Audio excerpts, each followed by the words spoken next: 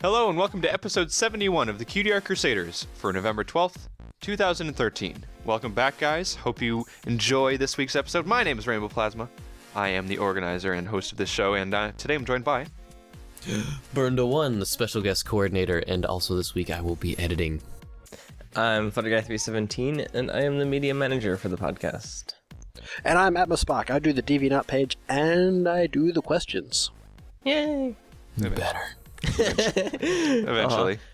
So Eventually. I'll get there. yeah, hope you guys enjoyed our Night by Night episode last week. That was a lot of fun. Yay! Yeah, I am glad that we did that because a lot of people expressed that they really enjoyed that, and I think part of having themes on the show is kind of matching up with fun little stuff like that. I was the person at the beginning who was like, we should have themes, and then other people were like, meh.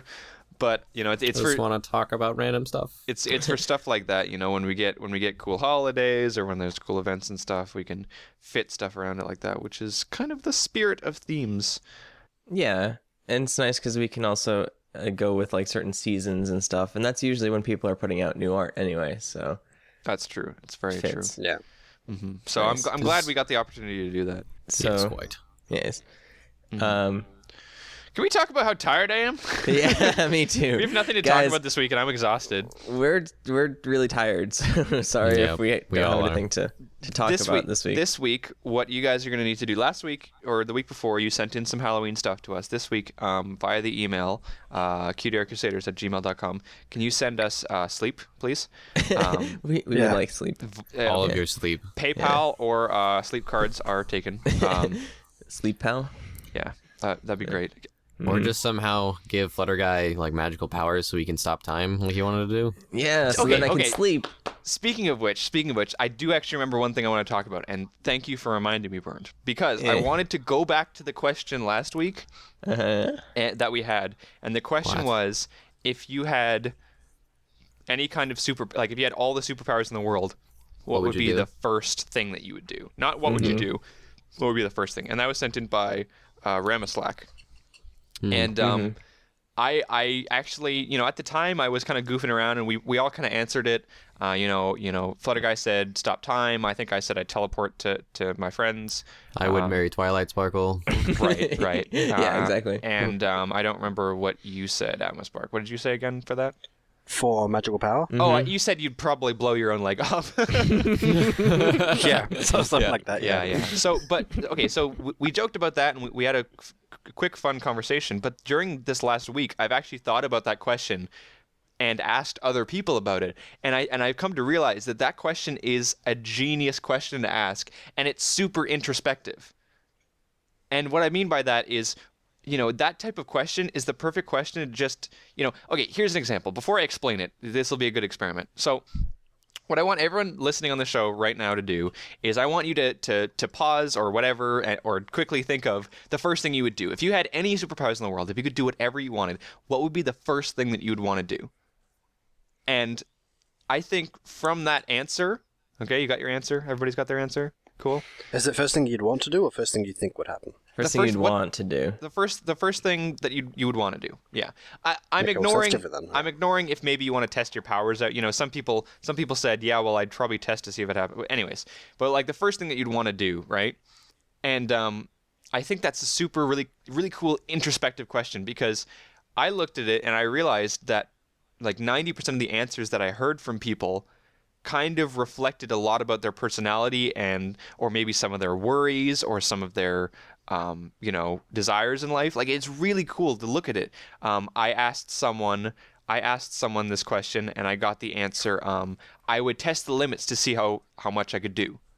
And I think that's a great, that speaks a lot about that person's personality to be the kind of person who pushes limits, I know, Flutter Guy, you mentioned the thing that you thought of was, I want to stop time. And I know personally, hope this isn't too personal, but I know from our talking that that Yeah. is something that you kind of get annoyed with, is the fact that you don't have enough time in the day, right? Yeah.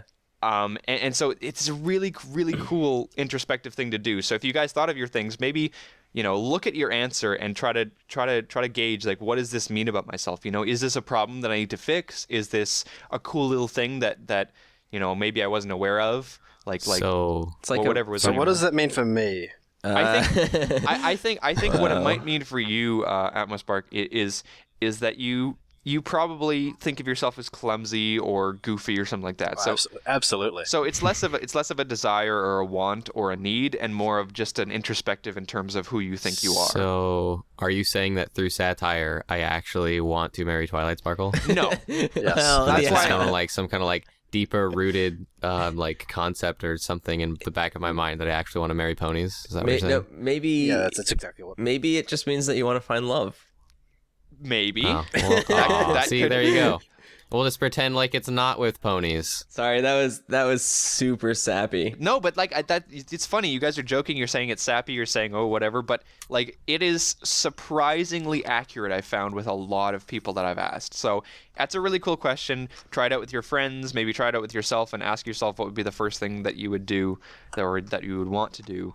And Tell us in the chat. Yeah, for sure. Because Yeah. that is I love those type of things that make you really think.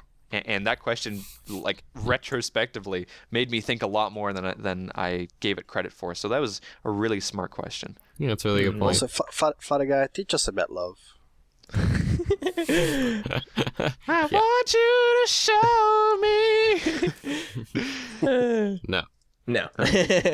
Sorry. I didn't ask you, Bond. You know what else really makes me think about stuff? Mm-hmm. Art. I knew Yeah. you'd say that. knew You you'd are say the that. master of transitions. No, I suck. Yeah. Wait. Seg- You just reminded me of another segue. thing. Dusk shine transition. Yeah. No, I'm not editing that Put in. it in, No. Burnt.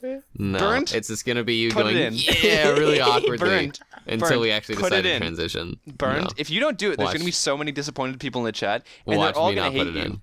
Watch them hate me. Chat, if he didn't put it in, feel free to type "I hate burned" over and over again. Send him notes on DeviantArt. Shower me in your displeasure, please. Shower him in your displeasure, please.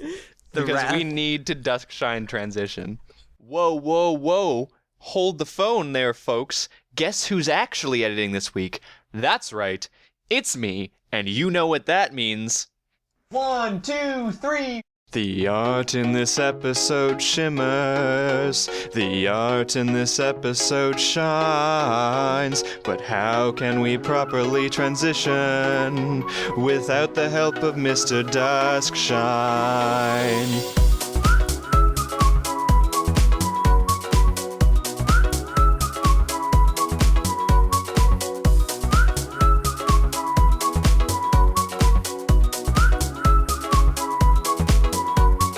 So our theme for this week, we decided, was going to be purple, which is kind of a strange theme, but That's right.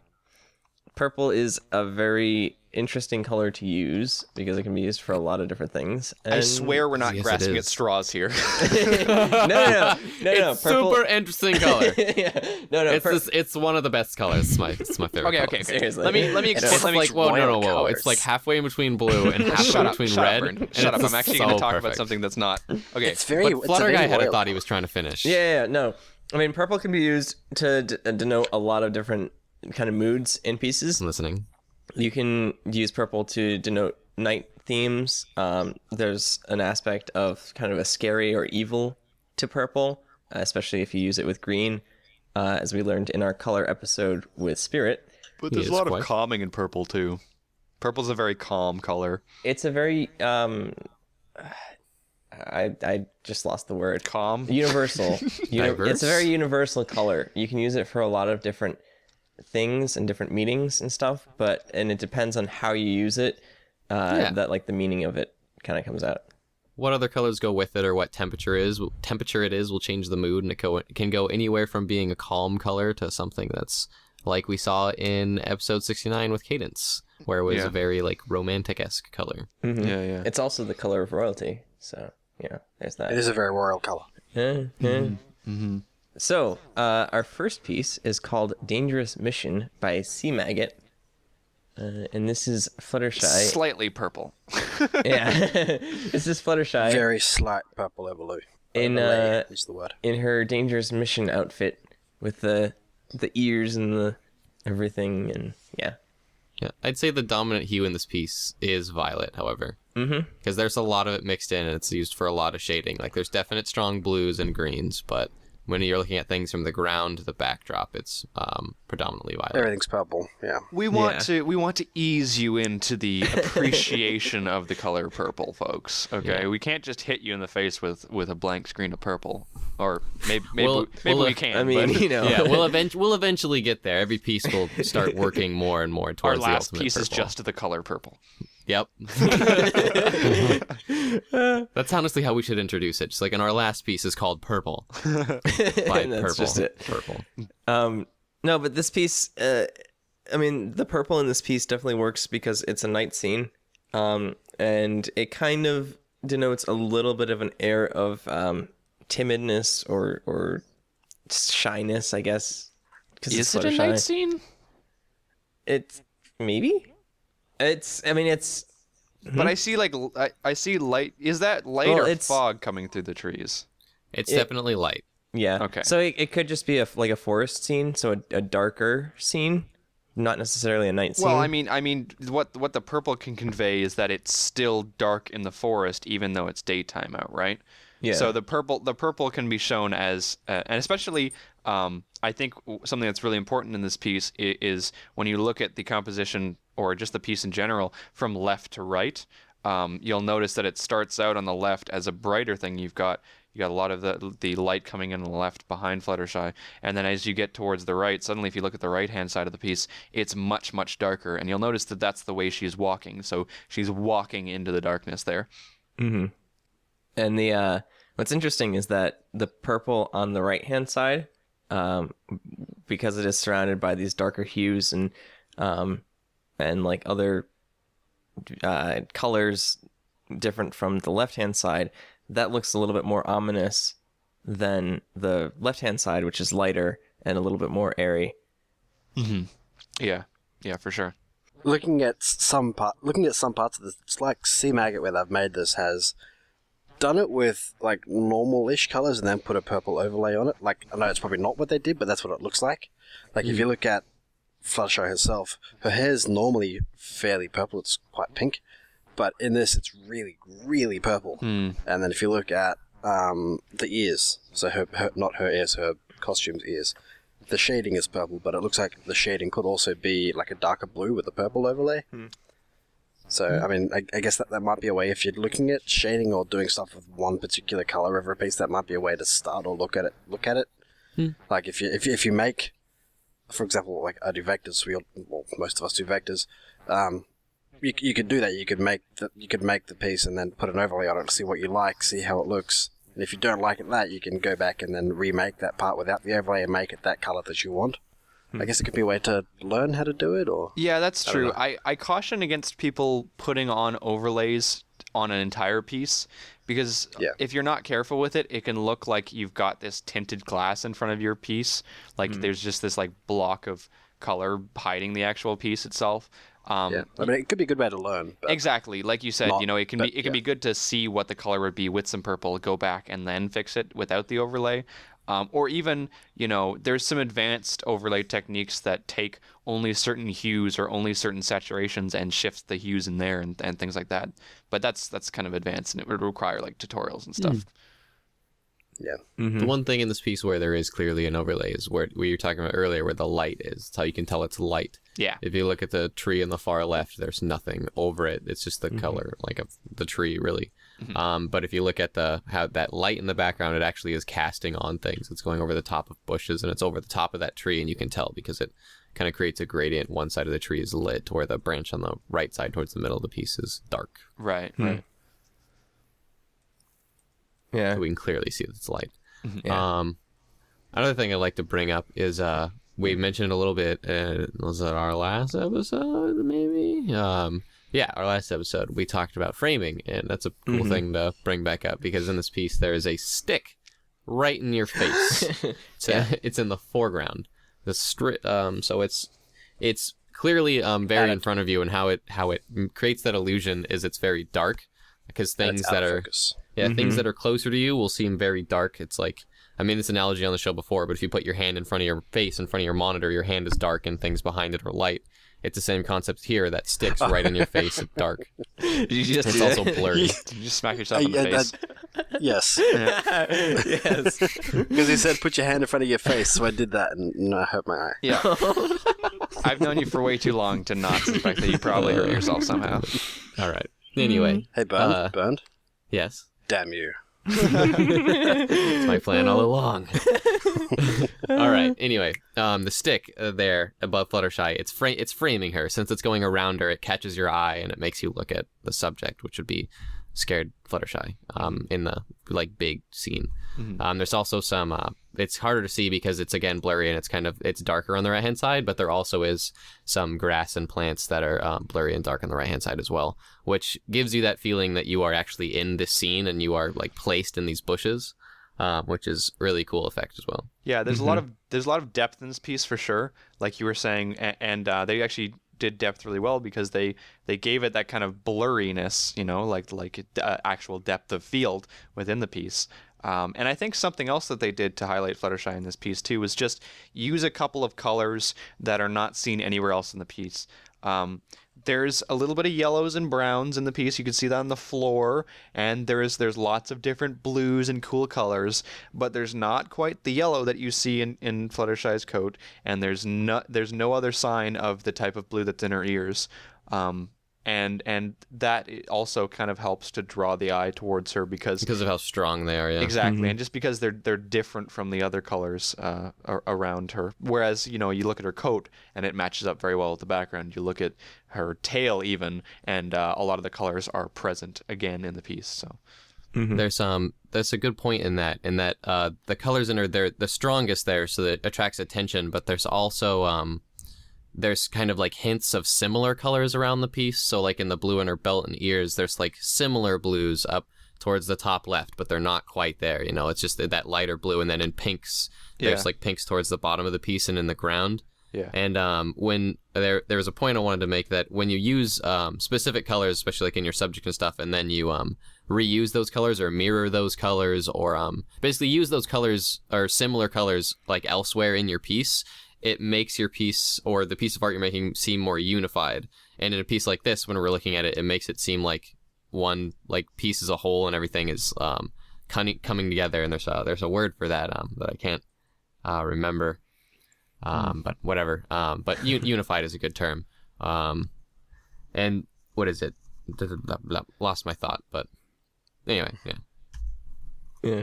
Oh, another thing. I wanted to look at or point out how the piece is made, how the background is made, and how all the brush strokes and all the things are done.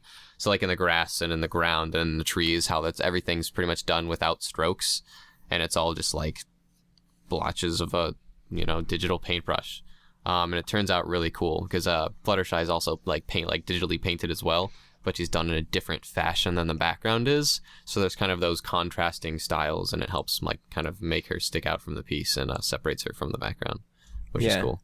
I wanted to bring up that, and also the point about the depth that was being made earlier, because to me, this kind of reminds me of an old video game that tried to emulate depth using parallax scrolling, because it looks like it's kind of built up with layers, and then Fluttershy would be the character in the game, which is just pasted on the layer in a usually different style. It's kind of a cool style for the artist to use. You really get that effect because of how clean cut the trees are, and kind of the midground behind Fluttershy, and then the trees way far in the back are just kind of transparent colors painted on things, So it really helps that sense of that, there is that parallax scrolling, two separate layers that are two physical separate layers that are, moving and disconnected from each other, To give people a better idea of what the heck we mean by parallax scrolling, if you don't have any idea. This isn't exactly how it works, but it's a good simulation. If you imagine that, you're looking at a photo and the photo is actually just made up of sheets of paper, and like just like so for example in this one, the very foreground, those like bushes in the corner and that stick leaving up front, that'd be on like the first one, and then you'll have like the ground and Fluttershy on the second one, and then the third one will be that first layer of trees. So it's like you've got these layers, and in a game environment or in an animation environment, these layers all move at different speeds, giving you like an imitation of reality. Yeah, it's like a pseudo 3D effect, Right, kinda. right. If you for example, you can see, and I'm not sure if it's actually parallax scrolling, because I think that's more of a video game term, but you can see some similar effects if you sit in a car and look straight out into the distance, like straight sideways. So if you're in a car, look out the side window, and it helps if there's like lots of trees in the horizon and stuff, but you'll see some cool effects there. Please do not do it while driving. Yeah, don't do it not while driving. From Cutie Art Crusaders. That's true. If you're driving right now and listening to our podcast, first of all, I think that's a first, and second of all, don't look out the window. Last little point. You can look out the front window, though. That's all right. Yeah. Close your eyes and dream. Christ. The last little point that I wanted to make was atmospheric perspective. There is that in this piece where things are darker towards the foreground, and then as they transition in the background, they get more desaturated, lighter. Atmosphere gets in the way. Hence the trees in the very middle and that white there, which is really cool. Yeah. Cool. So our next piece is called Midnight Shine by Tarakanowicz. I am totally not pronouncing that correctly, but Probably this piece... not itch. It's Russian, so it's probably Taranovic. Okay. But this piece is amazing. It shows, I believe it's an OC. Yes. Yeah. Just standing on some sort of pointed rock. Pride Rock. In the middle of I guess just a forest. It's kind of a general nature scene ad pony, you know. Yeah. Yeah. So the pony, But it's purple. yeah, the pony's purple, and the rest of the environment is, for the most part, pretty purple. It's got like the purple hues to it. It's not completely purple, but again, it's the hues that kind of make it. It sets a bit of a mood here, and it also gives you a good indication for perhaps the time of day. Now, personally, purples and these lighter yellows kind of merged in with the purples and mixed in. They tend to give me a really early morning feel. Like the sun is just coming up. You know, I think of sunset as more of an orangey, and morning as a little bit more purpley, maybe a little bit more bluey.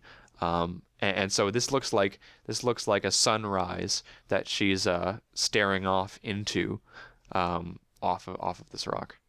And that might give it the purple hue or the purple glow that it seems to have on the entire environment. Yeah, purple is really, really nice when used in like sunrises or sunsets. It's a versatile color for sure. Yeah. I also think that because this is a winter scene, that the use of purple is pretty good because purple. Correct me if I'm wrong, Bern, and I probably am, but Go ahead. purple is generally seen as a cooler color than like a yellow or a orange. We'll see. That depends because technically nothing is seen as one or the other. It's normally we see, like when we're talking about a color wheel, it's like, yeah, there's definitely colors that we think are like cooler or darker. But when it comes to a color like purple, it can be either, because it really depends on how much blue or how much red. Because when we see red, that is inherently like strictly a warm color. Primary colors are usually pretty like exact to what kind of temperature they are. So then when you have blue, it's usually primarily a cool color. So when you have colors like violet and purple, it can go either way. When I say the term violet, I usually mean something's cooler, and then purple is kind of like a neutral. But then when you get into like peach or pink, that's like a warmer color. So in this piece, it's overall like purple and violet, but there are cool aspects to it and warm. So the sky is very warm, where the pony and the bottom of the piece is very cool. So it's I would agree that when you say like the term purple and people think, you know, normal like purple, like royal purple, that's a very cool color. So purple as a color can most of the time be cool, but purple as a hue, it's very open. It can be any kind of temperature, really. It just depends on how much of what other hues you have like mixed into it. You know what I mean? There's an interesting imbalance I find in how warm and cool is shown on a traditional, primary, secondary 6-color color wheel. Because as you said, the primary colors are pretty set. We've got red, we've got yellow, we've got blue, and they're pretty set in their, in their warmness or coolness. So blue, like you said, blue is very cool, red is very warm, but I would also consider yellow to be a warm color as well. And I think would say yellow. And I think a lot of people would agree with that. What I think is really interesting, though, is that creates an imbalance on the color wheel because 2 of the primary colors are noticeably warm and one of them is cool. So there's 2 colors in particular that, every color can contribute to both. The blues can still be a warm color just given the context. It's all about context.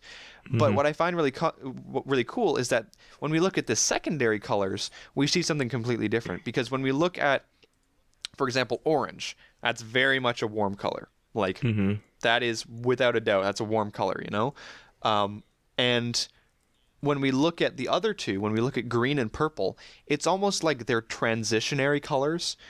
They're traditionally viewed as cool. They're on the cool side. But I think they have much more potential to kind of, step on over to the warm side because they're so close either to... or. Yeah, exactly. Because they're so close to both cool and warm colors because they're right in the middle. So purple and green, but this is an episode on purple. There's no point in talking about green.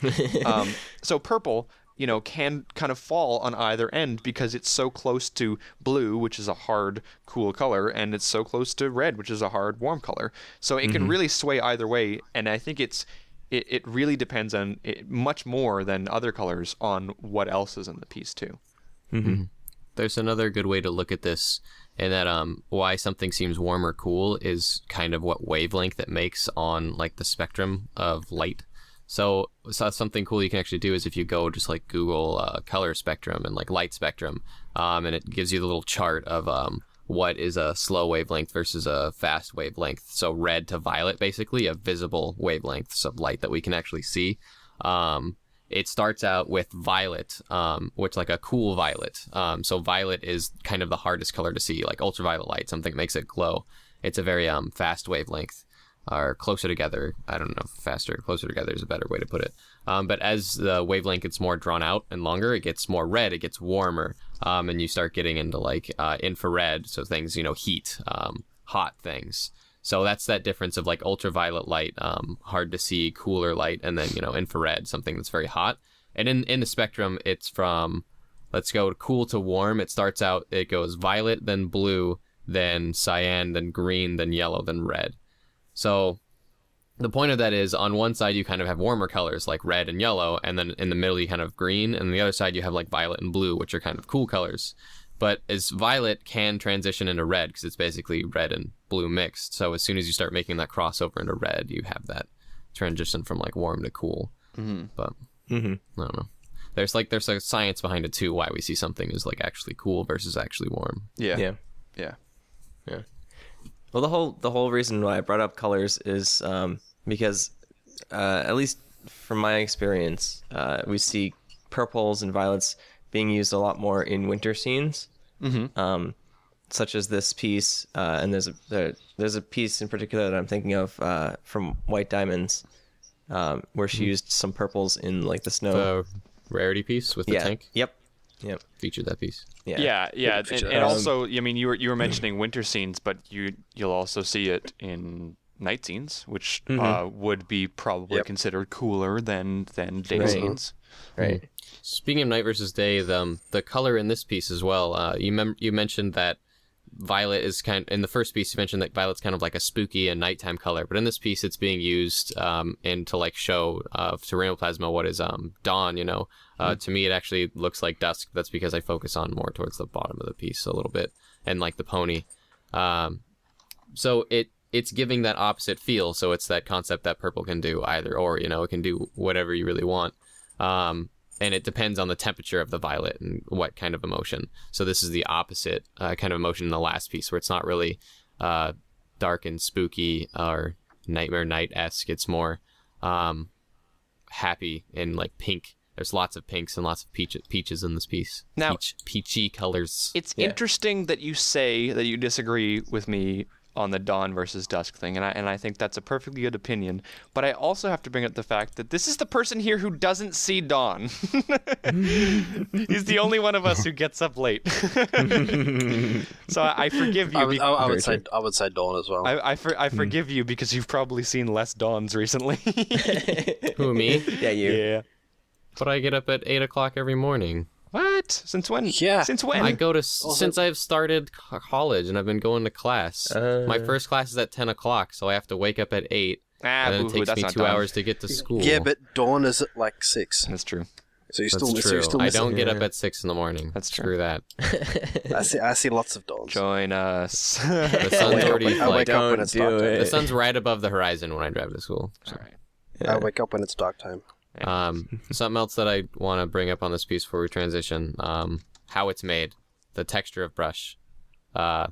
It's always important and cool to look at that piece. It's why I really wanted to like bring up this piece and feature this piece, because of how it's digitally painted and how it's really loose, it's really messy in a lot of places, especially like the trees. And I mean, it looks awesome. There's so many things that like catch my eye, grab my eye, of how colors are just laid on the colors.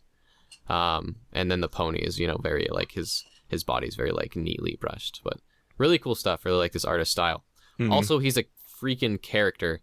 He, on all of his comments and descriptions, he speaks with like this purposely funky, silly, like Russian accent. Yeah, right. I was actually gonna type that into the Skype chat, not mentioning on the show. Yeah, it's worth reading. It's funny. All right. He always starts out his deviations as "Hello, dear friends," like "Greetings, comrade." But anyway, that's all I got. Yeah. So fantastic piece. Moving on. Our next piece is called MLP Sweetie Bell by Peter Parker Works. Straight to the point. I like it. The title is straight to the point. Yes. Right on him. It's ponies and Sweetie Bell. It's all that you need to know. Yep. Mm-hmm. And she's got a cutie mark. No, look at that. Yeah, that's true. She does have a cutie mark, which is controversial, but I don't actually care, so I think it looks good. Mm-hmm. It's also purple. It's a really cool concept to take these little kid characters in the show and grow them up a bit to where they get their cutie marks, because I think in terms of designing a character, a lot of times the cutie mark really plays a big role in how the character looks and how the character feels. I know when we had our OC creation episodes that we emphasized that cutie marks were important. They're not just something that you kind of, you just throw on there because you like video games. It's something that you should think about and design well, because it is a focus point on a pony, or it can be at least. So I like to see these because, I don't know, it's weird. It's weird seeing the ponies without the cutie marks. I mean, I know they're the Cutie Art Crusaders and all that kind of stuff, but I view them as more complete ponies when I see them kind of, aged up with the cutie marks for some reason. You see that tricks me as well, because whenever I do a vector with one of the CMC, I always like, okay, now I'll do the cutie marks. I always do the cutie mark last. So, okay, now I'll do the cutie... Oh, yeah. Right. I like what Peter Parker Works has done with this one, where he's put in the singing cutie mark that Lisa singing with the love heart and the music note, but then scattered around the rib are also stuff that backs that up. Like she has the record down the bottom of the screen of some big pony music artist. That's Sapphire Shores, right? Sapphire Shore. Yeah. And it's signed. Yeah. So you can tell that and the Sapphire Shores poster in the background. Yeah, that's what I really wanted to bring up in this piece, is that it's really awesome in that it tells a story and there's an emotion to it. And then when you look at Sweetie Belle, you can tell that she is that she has some kind of like greater emotion, or something more or greater is going on in the piece. There's some kind of drama being played out. So like there's lots of hints to that all over in the piece, which is awesome. And just like how you point out with the record on the ground, Sapphire shows poster, and she's got her cutie mark, which is music. So she's still young, she's looking up to things probably, and however much we want to dig into it or meaning we want to give to it, but it's there and it's ingrained into this piece, which is it's really awesome. I think the artist also did a great job on it. Right. So awesome for mentioning that. Yeah. Yeah. Mm-hmm. Yeah, no, I really enjoy. Maybe it's because I've mentioned this before, but I like Sweetie Bell as a CMC member, and singing has always been a thing that has been close to me. So I don't know. I guess I like seeing that especially, and I'm always of the camp where it's just like when they're talking about the CMC getting cutie marks, I'm just like, just discover your love of singing already. We all know you do. We all know you do. Like, come on. Except for that one time. It's where suddenly she forgot how to sing. Yeah. I mean, to be fair, that was a bad song anyway, but yeah. That's true. That's true. There's no such thing as a bad song. Just bottles of cider on the wall. Keep going. You got 98 more verses. One of the things that I really like with this piece is the way that the outlines were done. On like the darker part of Sweetie Belle, like her back, Yes. Where you have this light stroke kind of going around everything, kind of makes her shine a little bit. Yeah. Yeah, I really like this artist's style and how he shades things and colors things. I mean, like fills things with colors, like the light on the front of Sweetie Belle and how she's kind of like highlighted or spotlighted. I think that's really cool. It's like it's how it's on like or highlighting the front of her face. It's like the light is capturing the expressive parts in the piece, which is a really cool aspect. And that you can also light something that you want to be more like the subject or like you want the viewer to look at. And then I love different color outlines like they did in the tail and like on her back and the back of her hair. And even like the bright white highlights on the front, like on her arms and on her little hoof, on her foot. Mm-hmm. And everything into the curtains and all over the piece. Like I love that. I mean, huge fan of that. Pretty sure everyone knows that because I gush about it over Blitz Bunny's junk all the time. Yeah, all the time. You love those lines. It's such a cool artistic style, and it really kind of gives. I mean, it's not unique, obviously, to certain artists, but it gives it its own flair. Yeah, it helps. Every artist pop, usually too. Yeah. It definitely having the edges that like bright color, whether it's complementary or not, or in this case, it's more of like an analogous similar color. It definitely, or more saturated color, even brighter color. It definitely helps edges of things like stand out and gives a certain feeling to things where like the edges and the inside of objects kind of like contrast, and I don't know, it gives me a really cool aspect or appealing aspect. I think I see more like these outlines are there for a reason.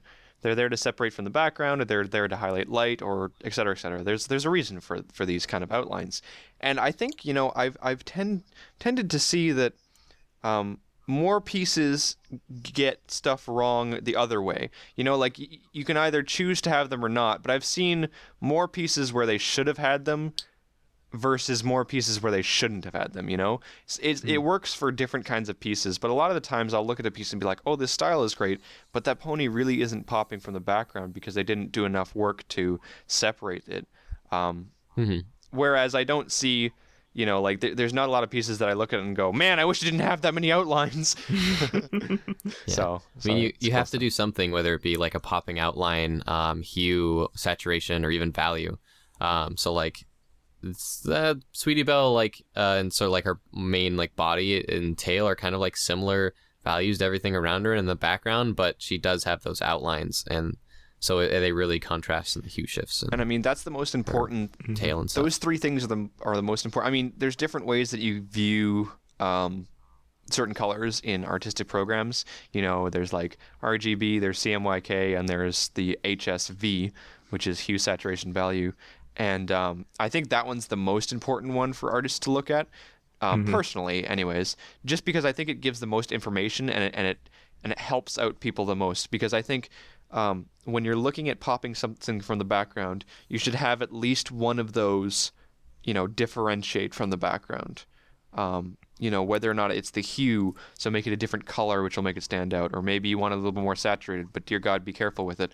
And like you said, the value can play a big part of that too. So I think that color system is the most important one, because every single one of those aspects, when handled on their own, can give drastically different results. Whereas if you're to play around with the RGB ones and you move the red, it's like, well, this is just changing the color and making it really weird. Yeah. That's a good point you brought up, Bernd, with the whole separation thing, because in this piece, especially the hues, the saturation, and the value between Sweetie Belle and the background is very similar, especially because the whole piece has this very violet or purple feel to it. So without that line or that stroke to separate out, she would blend right into the background.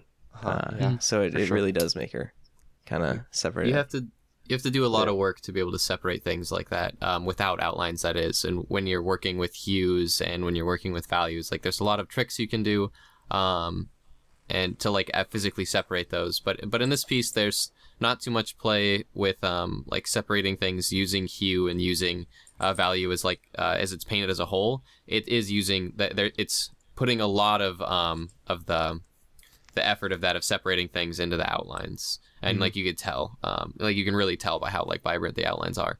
But I mean, it makes this piece kind of unique in how it does that. And also, I think it looks good. I enjoy looking at this piece for those qualities. So it's definitely not like a negative thing or like a critique. It's just something that, we're pointing out. Yeah. Definitely go check out this piece in like a higher quality, because it is like a 1000 resolution image and it's huge. And take good note to the emotion that you get from it, or like the emotion of Sweetie Belle like looking up, because like the artist cram-packed a lot of stuff and to actually like give you an emotion when you're looking at this. Yeah. Just kind of one last note, going off of what Bernd said again, with the emotions. What's really interesting to me is how this artist did the eyes in the piece. Because normally on the show you have like 2 or 3 of these shines, which are these white ellipses on the eye, which kind of make the eye seem real. It's like a reflective light. And in this piece, the artist takes it a little bit further and adds some like blended shines in, and also on the retina or the iris has this like white reflective shine too. So it kind of makes the eye pop out a little bit more, and like it gives it a more realistic conveyance. Almost like it's, she's alive. Also, those eyelashes. Yeah. They're so full. Okay, so our last piece for this episode is called Twilight Sparkle by Meow Meow, who we featured before, and who does a lot of really cool things with colors and stuff. And this piece... Meow Meow. Right to the point. I like it. It's analogous. It's Twilight Sparkle. I think. That's a good word. I like your big word. Yay. Yeah, Yay. you use those. 4 syllables burned. It's a new record. Huh? It's 4 syllables that? burned. Hey, screw you.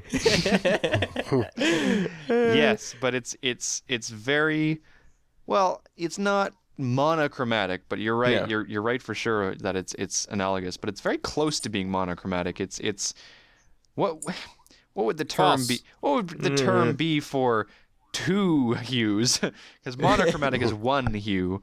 But in this piece, we've got a lot of different shades of purple, of course, because it's 1 Twilight. hues, 2 hues. Did I just make a Sesame Street joke on the pod? But yeah, so we got a lot of the purples with Twilight Sparkle and the light and everything like that. But we've also got yellows, which is purple's complement. What's chromatic mean? Just like the term chromatic, just like overall of color or something. Because monochromatic meaning it's singular has a singular color like hue like basis. So I mean you can call it dual chromatic. But I made that word up.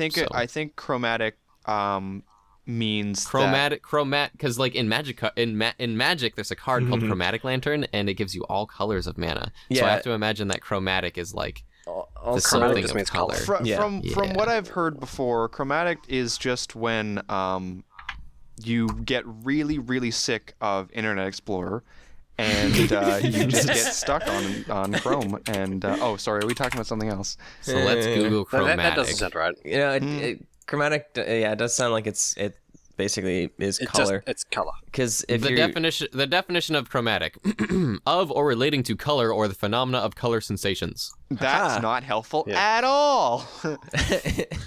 What are you talking about? Well, it's just. Sorry, go on. It's just a way of saying. It's just like the word color. It's like it's another word for color.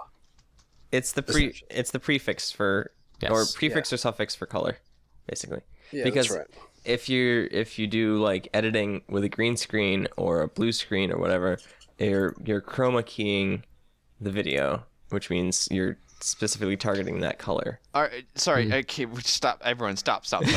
Bern, was there a point to learning what this word meant, or did you just want to learn? Yes, there's a point to learning what this word meant. When we call something monochromatic, we're calling it singularly colorful or singularly colored, because chromatic is the definition of chromatic is relating to color or colors. So when you said, "Oh, what do we call this piece?" I was saying you could probably call this piece dual chromatic. Yeah, or but you can also call it trichromatic because there's not just two colors. There's also a lot of blue in the piece.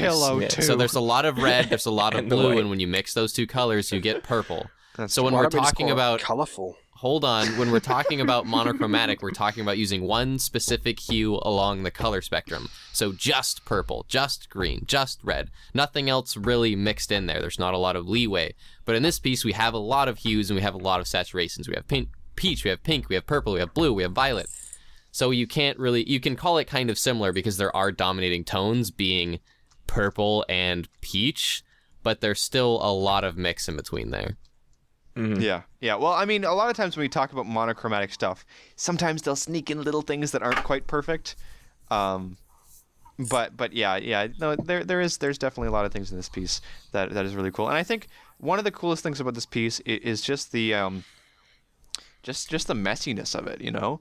The best example is just look at the top part of that pillow. Like, what is going on there? That outline is just all over the place. And again, like, that's not a bad thing. It's just funny to me. You know, you look at the sides of the beds and they're like, yeah, there's lines here. Yeah, just, I love that. I love that, like, lackadaisicalness. Yeah. That just, like... Lackadaisical. There you go. Yeah. That sense of just, like, you know what? I don't care. That... sense of just freeness of making things in outlines. And like there's still a lot of them which are really well chosen, especially like in Twilight's face and hair and when they're drawing the pony, but there's so many other lines like free in the wind, like, and his outline like that peach on the outside of the bed. It's just like it's awesome. Well, Bernd, are you okay? So much emotion. Love it. 10 out of 10. It's really interesting because there's a lot of like different styled outlines, and it is very free flowing. Because like if you look at the front edge of the bed, it's all just these very thin, like really quick strokes that like you can't really tell where the edge is in some line parts of quality. It. And then at the far edge of the bed, it's these thicker strokes, and same thing with like the pillow and whatnot. Kind of gives it a really, like you said, it's a messy There's style. a varying line quality, and it's really cool. Yeah. Meow knows what's important in the piece and knows exactly where to put in not the effort, but just the detail and things like that. Twilight's face is a great example of things that look considerably a little bit more tighter than perhaps you would see like the side of the bed or the brushstrokes down there, or things like the cup, things like, well, a little bit of the book, but that's still kind of messy. But there's like a point in that piece that suddenly it becomes a lot less messy, and you know, it's funny how much that'll focus your face into it. Focus your face. That was if not something the right. focuses your Focus face, your eyes. you know it's good. Focus your eyes. I like that. I like it. No, there is definitely a lot of care put into like how Twilight's face is shaded in. Like the colors in there, and there's a lot of really awesome hues.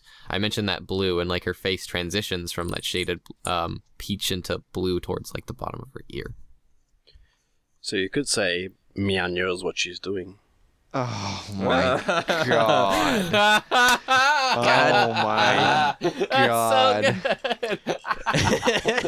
good. Oh god! Sure, but no one laughs at the Chrome joke. Because you said meow no, nose, and I was like meow no nose, and I was trying to think of something, but then this guy over here, this guy. Yeah.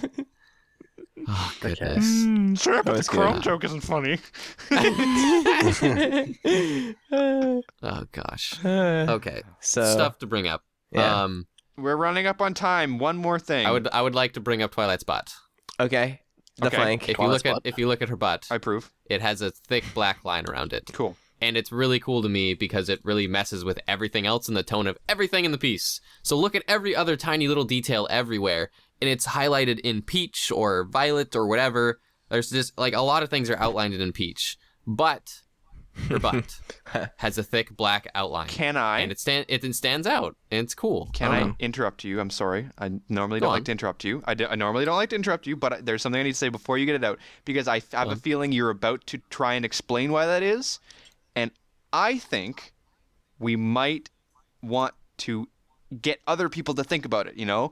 I don't want to give him the answer for this, because I feel like we've taught them a lot about why there might be a black outline there as opposed to the rest of the piece, and I kind of want to get people who watch the show to think about that on their own. Well, you see, actually, I have no clue why her butt has a black outline. I know exactly why it is. So this is a perfect haven't the opportunity slightest. to not say anything about why it is, and rather leave it up to other people so that you can put your lessons together and perhaps think a little bit about why that outline in particular would be black. Why are you so educational, Rainbow Plasma? I can make assumptions. San. You can absolutely make assumptions, you can guess, you can do all those things, but I think, you know, I'm going to leave that one up to the audience, and I swear this isn't just because we're running up on time. Everyone explain the bedog. But where will they go if they want to find out if their assumptions are correct Next or week. astute? Next week. Tune in next week. Fine, Tune in next week to find out more about Twilight's butt. I promise I will explain it next week. How about that? Okay. Someone remind me. Tune Okay. in next week Sweet. with Rainbow Twilight's- Plasma and Twilight's butt. Sweet. Yeah, keep talking about it. Okay, At Atmosphere, 5 can you o'clock. just Eastern Standard Time. dusk shine transition? I'm not editing that in. Dusk sign transition. Have you guys all sent notes to Look at Berg him yet? go. Questions. Okay. Butts. First question. If you could suddenly draw in any MLP artist's style, what would it be and why? By Rain Gear. Thank you, Rain Gear. Also sent us some good fan art last week. Can anyone guess mine? Blitz Pony. Is it Blitz Pony? Yeah. Oh, that's funny. That's funny. Am I allowed to say mine? Probably not. If I had the ability to draw in any artist style, which one would I draw in? Yeah. Can I think about that for a second? Can someone else Yeah. go? Ganesh, wouldn't you draw in, what is it? Who is that? Sophie XY? Sophie whatever? Solar? Sophie Solar. Right? The person doesn't exist anymore? No, that's not Super Soul. No, that's Specky SY. Specky XY. Specky You SY. combine them together. Yeah. Sophie XY. Sophie XY. Specky SY is cute. I was also... I mean, there's a lot of artists that I really like the style of. Mm-hmm. Oh, God, that's such a hard One that question. I tried to emulate KP Shadow Squirrel for a while. Yeah. He's a fun one to try to emulate. Yeah, Skipsy. Butts. Okay, I've found mine. I know exactly which one mine is. There is a very talented artist who we are actually personal friends with by the name of Nocturnal Pony, or I guess he's changed his DeviantArt to now be I Am Not. I am not. With a K. And he has a couple of different styles because he's a very talented artist. Yeah, that but- guy's cool. Yeah, he's super cool. And one of his styles, which he made fan art of us for, but he's also used in a lot of other pieces, including stuff that I want to bring up, so I won't spoil it here. But he has this style that he uses for ponies that's like kind of cell shaded or something. And we've brought it up before. I think it was an Applejack piece in our Wind episode. Yep. And I can't get over how much I love that style. I really do. So if I could draw in anyone, I would just draw a million pieces in that style. Tis unique. Yeah, I love it. I Flutter guy. would have to say either Husi, because His stuff is Ooh. absolutely amazing, and Yeah. it's so well done. Or I was thinking maybe Raiko Illust as well, because the colors and stuff. He's interesting because like a lot of his pieces just look half finished to me. Yeah. I think he's got. He I think has a Raiko unique Illust style. is the kind of guy who has so many ideas and just wants to get them out there. You know, that's the Yeah. impression that I get. Yeah, I can kind of get that. Yeah. But he does have very like Tenebroso-esque style. Everything's very like dark and dusky. And Yeah. he uses a lot of shading, heavy shading, and Mhm. a lot of like really dim hues where sometimes it's hard to make out the picture in the piece. But cool guy. Yeah. Okay, another question. No. Which- Oh, wait. Yeah. Did you say yours, Atmos Spark? I did. Oh, Yeah. never mind then. I'm dumb. Which shape, either 2D or 3D, do you find most pleasant to look at, and why? By Assassin Monkey. Jeez. What? Thank you for the heavy hitter, Assassin Monkey. What shape do you find most pleasant to look at? Let me just stop this one here and remind everyone that this is. How are we supposed to answer this? Okay, like what? It's a very open-ended question. Yeah. It's a very good one. Sphere. It's an astute question. What It's shape just- Sphere. Here. do you find most pleasant to what look at? shape either let me reword this in maybe a way that's easier to think of an answer for. So he's asking what shape, either 2D or 3D, do you think is like more pleasant to look at. So when you think about art, when you think about like shape in general or like quality of line, when you see certain aspects of things, whether it's like geometric or organic, what is something that's pleasant to look at? So he's referring to shapes, so something like a sphere. So when you see something that's very round or spherical, do you think like, hey, that's cool? Or when you're talking about something geometric, whether it's like triangle, square, whatever, does it give you some kind of other impression that you think is interesting? Like for my answer, this is kind of random, but recently there's been a lot of things where the term like tesseract has kept coming up, and I'm not talking about Avengers or anything like that. In art history, there's specific how back in like ancient Roman times when they would make murals and whatnot, they would use these things called tesserae, and so then the song I love recently called tessellate keeps coming up. So and that's that concept of square and like fourths, something that's quadratic or fours, whatever, has been coming up in like square composition, like the piece we're looking at right now. So that's just kind of a concept that maybe I would throw out is, recently composition of squares or things that are perfectly square has been coming up for me. But that's my kind of long-winded ass answer. I was going to say a tesseract is a 4D thing, so it doesn't really work with the question. Yes, correct. So Correct. yeah. Exiled. 10 years dungeon. But do you guys have anything along that sense where you're just like, you have a shape that you like? It could be simple, like I like circles. I like Circles spheres. are pretty because they don't have edges. Because I'm a pretty well-rounded guy. Oh my Hey. god! You're not allowed to answer this. Hey-yo. You've lost privileges for answering questions. I like you. Flutter guy. What do you? Okay, this is going to be kind of weird, but I like 2D representations of spheres. I'll Because- buy that. I like because that. So That's a good. circle? No. You can do a lot with like shading and stuff like that to make it look like a sphere, but still be in 2D. And Yeah. I like it when artists are like creating a sphere in 2D and they do a really well job of it, because you can tell there's this point where it goes from, okay, it's a 2D circle to, okay, wow, that actually looks like a sphere on actually 2D. round. Which is funny because I know you have a preference for things that are very like photorealistic, especially when it comes to ponies, and like the more weird and realistic and round things look, the more tendency you have to enjoy the piece, which is fine, but it's like my opinion is opposite. Right. So it's interesting. Yeah. I mean, I appreciate like, I'm weird. I appreciate like the really messy mediums, and I also appreciate the photorealistic kind of stuff. No middle ground. Very No middle- well-rounded, no middle ground. appreciated kind of guy. Yeah. What about you, Rainbow Plusma? So our answers for this question have been something in 4D, so it doesn't count. A circle and a 2D sphere. I said sphere. He said Proper sphere. So it's fine. A sphere and a 2D sphere. Make it much better. Let me guess, it was a square. No, I'm gonna say butts. It could be 2D, it could be 3D. I find butts pleasant to look at. There you go. Those are round as well, right? Best shape. There you go. If you wanna make something with the most pleasant shape, just make a butt. There you go. Well, I doubted that question, but it came out. no, well, it came out pretty well. thank you guys for sending in those oddball questions. They were Keep sending them. Assassin Monkey and Meti Bobo have sent in like 100 each. Someone Yay. else send in questions. No offense. I mean, they've got great questions, but like other people need to step up and write some silly stuff or write some educational stuff because we will pick it. You guys think we won't pick it, but we will. Mm-hmm. Also, I realized something. The song Tessellate refers to triangles, where Tesseract refers to a 4D like square cube object. Mm-hmm.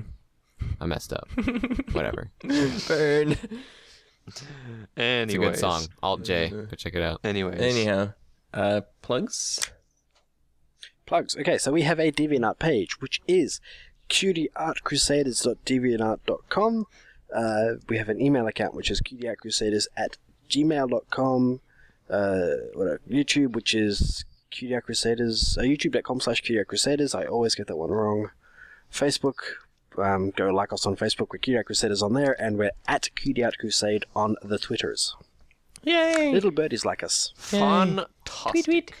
Tweet. Yes. Yeah. All right. Well, thank you guys for watching. What?